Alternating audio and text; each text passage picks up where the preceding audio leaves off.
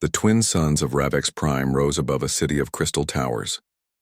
The air shimmered with heat and light. Ships glided through the sky like silver birds, and banners of the royal crest waved over the palace walls.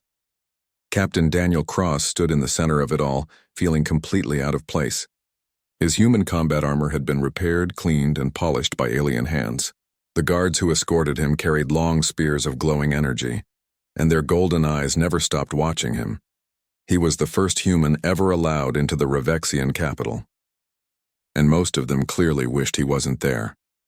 At the gates of the throne hall, Princess Illyra waited for him.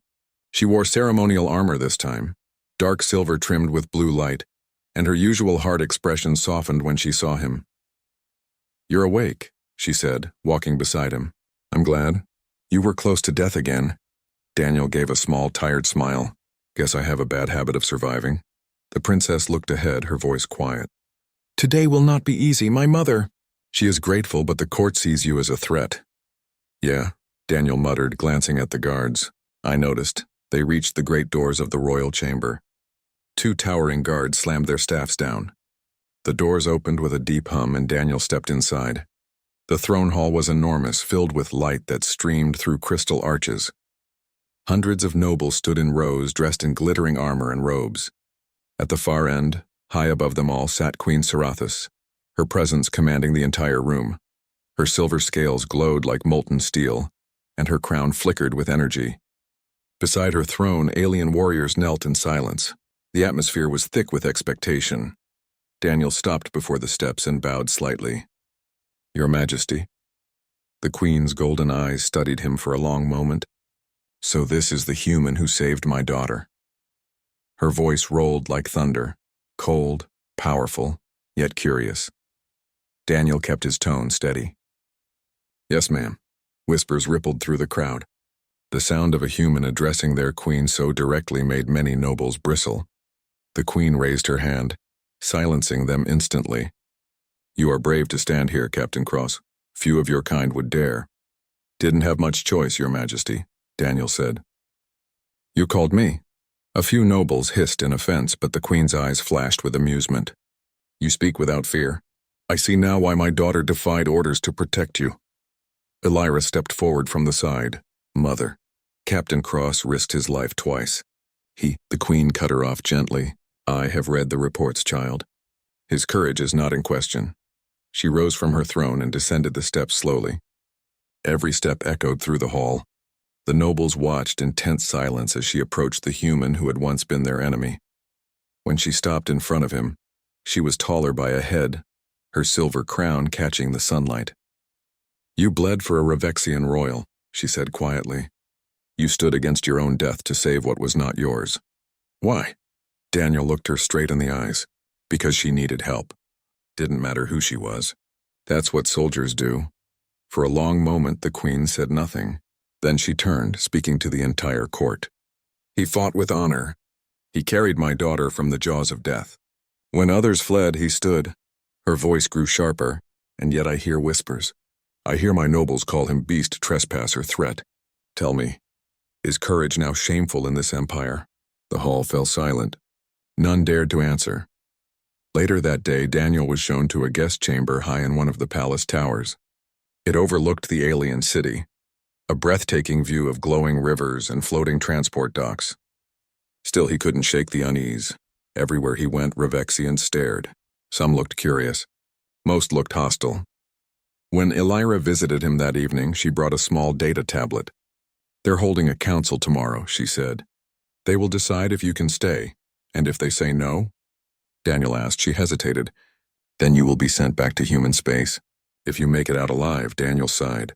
"Nice hospitality." The princess looked troubled. "You don't understand.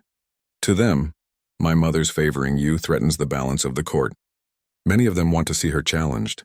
Saving me was a miracle, but it also made you a target." He leaned back. "Wouldn't be the first time someone wanted me dead." Illyra smiled faintly. "You are a strange human. Been told that before." They shared a quiet moment, looking out at the alien skyline. For the first time, Illyra seemed less like royalty, and more like a soldier who understood loss. "You changed something, Daniel," she said softly. For the first time, my people are questioning what we were told about yours. He gave a half smile. Guess that's a start. The next morning, the palace was in turmoil. Word spread that one of the noble houses planned to assassinate the human before the council began. Guards doubled their patrols, but Daniel knew how politics worked, especially alien ones. He strapped on his repaired armor anyway. If they come for me, he muttered, they'd better come heavy. But the attack didn't come for him. It came for the princess. The ambush struck during the council gathering in the lower hall. The explosion shattered crystal walls and armed assassins poured in. Nobles loyal to House Varric, shouting for the queen's removal. Plasma fire filled the air. Daniel didn't think. He moved. He grabbed a fallen guard's weapon and ran toward the dais where Elira stood. She was already fighting, her energy blade slicing through attackers. But there were too many. A plasma bolt struck her shoulder, spinning her to the ground. Daniel dove across the marble floor, pulling her behind a pillar as more shots flew. Stay down, he barked. She tried to protest. You'll be killed. Not planning on it, he said, firing back. The assassins advanced in waves. Daniel switched weapons, moving from cover to cover, his combat instincts taking over. Every shot he fired was precise. Every movement was calculated. 2 Revexian guards fell beside him, but he kept going. When an enemy charged with a blade, Daniel countered with a combat knife, driving it through armor plates. The hall was chaos. Smoke, fire, screams. The Queen's elite guards rushed in, but not before Daniel took a plasma bolt to the chest. The impact threw him back against a broken pillar. His armor melted, smoke rising from the wound. Elira crawled toward him, her hand glowing as she tried to stop the bleeding. Daniel, stay with me. He forced a grin. Still here. Just a bad morning. Then the royal guards overwhelmed the assassins, cutting them down. When silence fell again, the Queen herself entered through the shattered doors, her eyes blazing. She saw her daughter wounded and the human lying beside her, his hand still gripping a smoking weapon. Get the medics, she commanded. Now! Hours later, Daniel woke again in the palace medical wing. The air smelled of metal and antiseptic. His body felt heavy but alive. He turned his head and saw Queen Sarathis standing at the window. She looked different now, less like a ruler, more like a mother who had nearly lost her child again. You saved her, she said quietly. Once more you stood between my bloodline and death. Daniel tried to sit up, wincing. Someone's got to do it. The Queen turned, her expression unreadable. Do you know what this means, Captain Cross? In Revexian tradition, one who saves royal blood twice is bound to the house forever. He frowned. Bound? What does that mean exactly? It means you are no longer a mere soldier. She walked closer, her eyes blazing with fierce pride. It means... She raised her voice so that the attending guards could hear. He is mine, the words echoed through the hall. The guards froze. Even Elira, standing behind her mother, looked stunned. The Queen continued, her tone like a command to the universe. From this day forward, Captain Daniel Cross is protector of the royal line of Ravex Prime. His life, his loyalty, his courage belong not to humanity, but to me. The declaration swept through the palace like fire. The nobles whispered in outrage. A human part of the royal household? It was unthinkable, but none dared to challenge the Queen. Days turned into weeks. Daniel recovered quickly, training with the Queen's personal guards. He learned their weapons, their tactics, even a few of their words. The Revexians who once mocked him began to salute him instead. He became known as the human guardian, the outsider who had earned the Queen's favor. Elira often joined him in the training grounds. They sparred under the twin suns, laughing between matches. You move faster now, she said once. Maybe I'm adapting, Daniel replied, catching her strike and turning it aside. Or maybe you just don't want to lose to me again, she teased. He smiled. Could be that too. Their friendship had become something rare, a bridge between two worlds. But peace never lasts long in a galaxy at war. One night, alarms blared across the palace. Enemy forces, rebels from a rival house, launched a surprise assault. Explosions rocked the city. Daniel grabbed his rifle and sprinted to the command balcony where the Queen stood, watching the flames. They've breached the outer wall, she said grimly. Then we hold the line, Daniel replied, loading his weapon. Like always, The queen's eyes gleamed. You speak as if you were born Revexian. Guess I'm learning, he said, running toward the defense line. The battle was fierce. The rebels were numerous, but Daniel fought with the same fire that had once saved a princess. His presence inspired the Revexian soldiers to fight harder. When the enemy finally retreated, leaving the palace standing, Queen Cerathis addressed her troops from the high balcony. This human stood with us when even our own turned against me. He has proven what The sky above Ravix Prime burned with green fire. Plasma streaks crossed the clouds like lightning, and the ground shook under the crash of drop pods. Human forces were retreating, and Captain Daniel Cross led the last squad still alive in the ruined valley. Their mission was simple on paper: rescue an injured high-value target. The target was Princess Aelira, heir to the alien Revexian Empire. The same empire humanity had been fighting for 20 years. Daniel's boots sank in black dust as he moved through the wreckage. His armor was cracked, his rifle running hot. Around him, the air shimmered with radiation haze. A voice came through his comms, his sergeant. Captain, scanners show a life sign inside that wreck. Humanoid, non-human pattern. That's her, Daniel said. Keep eyes up. We're not leaving without her. The hull of the downed shuttle hissed as Daniel forced the door open. Inside, smoke and sparks filled the air. He found her half buried under a twisted metal beam. Tall, silver-scaled, wearing a torn ceremonial armor. Her breathing was faint, her claws weakly gripping the ground. Princess Aelira, Daniel said, his voice calm even as explosions echoed outside. You're going to be fine. She turned her head slightly. Her golden eyes focused on him with disbelief. A human? She whispered, her voice rough.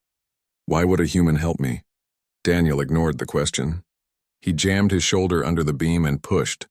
Metal groaned and shifted, searing heat biting through his armor. With one last heave, the beam fell aside and he pulled her free. Outside, the sound of engines roared. Enemy patrols closing in. Captain! Hostiles incoming! Move! Daniel shouted. He lifted the princess, carrying her across the rubble. His men formed a defensive circle around them, firing into the smoke. Bright plasma bolts ripped through the air. 2 soldiers went down, their armor glowing from heat burns. Daniel reached a half-collapsed building and ducked inside, laying Aelira on the ground. He pressed a sealant patch to his shoulder where molten shrapnel had cut through. The princess tried to rise, but her leg armor was shattered. Leave me, she said bitterly. You'll die for nothing. Daniel looked at her, eyes steady behind his cracked visor. Not happening. He broke open his medkit and worked fast, sealing her wounds with foam. You're going to live, he said. And you're going home. Outside, the firefight raged. He called for evacuation, but the comms only spat static. The orbiting fleet had retreated. They were alone. The ruins grew darker as night fell. Daniel's squad had been reduced to 4 soldiers. Ammunition was low. The princess watched them silently, her expression unreadable.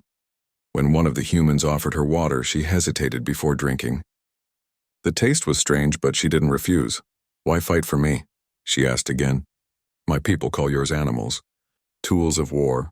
Why save an enemy? Daniel wiped dust from his face. Because you were bleeding and trapped. Doesn't matter whose flag you wear. She didn't answer, but her gaze softened for the first time. A sudden blast shook the building. The walls cracked. Daniel grabbed his rifle and barked orders. Positions. They found us. Alien soldiers advanced through the ruins, armored and furious. Daniel's men opened fire. The battle was short and brutal. Plasma bolts tore through the night, lighting the battlefield with flashes of green and blue. One by one, his soldiers fell, buying seconds with their lives. Daniel dragged the princess deeper into the ruins. We need cover! She stumbled beside him, limping, her claws leaving trails in the dust. There's a maintenance tunnel ahead, she said, pointing to a broken hatch. They dove inside just as a missile struck the building above. Debris rained down, sealing the tunnel entrance behind them. Hours later, silence returned. Only the distant thunder of artillery echoed outside. The tunnel led into an old power station buried beneath the city. Dim lights flickered over rusted machines. Daniel collapsed against a wall, breathing hard. He checked his wounds, burns across his arm, a deep cut on his chest plate. The princess sat opposite him, watching quietly. You're hurt, she said. I've had worse, he replied with a faint grin. Aelira studied him. His face was weathered, his eyes clear. She had grown up surrounded by honor guards and politicians, but this human soldier, bloodied, exhausted, carried himself with more dignity than any Revexian noble she had met. "You fight like a Revexian," she said. He chuckled. "I'll take that as a compliment." For a brief moment, the war above them felt far away. The next morning, Daniel decided to move. "If we stay, they'll track us," he said. "We need a beacon to call my ship or yours." The princess hesitated. "My personal beacon was destroyed, but there's a transmitter 2 kilometers east near the canyon ridge." Daniel nodded. "Then we go there." They started their journey through the shattered tunnels and burned plains. The air was heavy with smoke and ash. Wrecked machines littered the ground. At one point, a patrol ship swept overhead. Daniel threw himself over Elira, covering her with his armor until it passed. When she looked up, their eyes met, hers glowing gold, his sharp and human. She said nothing, but her expression carried something new. Respect. When they reached the canyon, the transmitter tower stood half-collapsed. Daniel climbed first, setting up a power relay. The princess watched from below, readying her weapon. The moment he activated the signal, flares of light appeared in the distance, enemy scouts responding. "Looks like they heard us," Daniel said grimly. He jumped down beside her. "We hold here until someone comes." The fight that followed was fierce. The alien scouts came in waves, using drones and plasma fire. Daniel's rifle overheated, forcing him to switch to his sidearm. Elira fought beside him, her energy blade cutting through drones with precision. Despite their strength, the enemy's numbers grew. Daniel took a hit to the chest, falling back against the rocks. The princess turned, slashing through attackers to reach him. "Stay down," she shouted. He coughed, blood on his lips, and fired one last burst, clearing the ridge. The last scout fell. Smoke curled through the air. Then silence. The beacon continued to flash weakly, its signal climbing into the sky. Daniel sank to his knees, exhausted. "Now we wait," he murmured. Elira knelt beside him, her scaled hand hovering uncertainly before touching his shoulder. "You saved me again," she said quietly. "You shouldn't have," Daniel smiled faintly. "Couldn't let my rescue go unfinished." Minutes passed like hours. A shadow finally crossed the clouds, a Revexian royal carrier. Elira's insignia had been recognized. She looked at Daniel, still bleeding and barely conscious. "They will not accept you," she said softly. "They will call you a thief of honor." "Don't care what they call me," he said. "Just glad you made it." As the carrier descended, Elira signaled her guards. They lifted Daniel onto a stretcher. He tried to speak, but darkness took him before he could finish.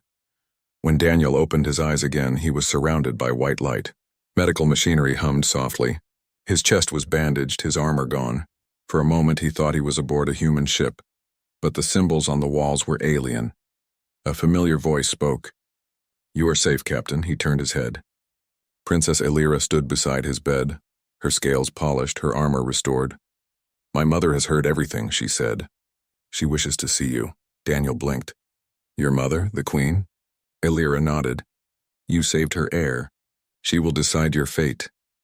He wasn't sure whether to feel honored or terrified. Later, as guards escorted him through the royal flagship, Daniel saw what true alien grandeur looked like. The hall shimmered with energy crystals. Banners of light hung in the air. Every soldier who passed stared at him with disbelief. A human walking freely in Revexian royal territory was unheard of. At the end of a long corridor, massive doors opened to reveal the throne chamber. Queen Sarathis sat upon a raised platform, her body crowned with spines of glowing silver. Her eyes burned with power. Daniel stepped forward and bowed slightly. "Your Majesty." The queen studied him in silence. Around her, dozens of nobles watched, expecting his punishment. "You are the one who saved my daughter," Sarathis said. Her voice echoed like rolling thunder. "Why did you—"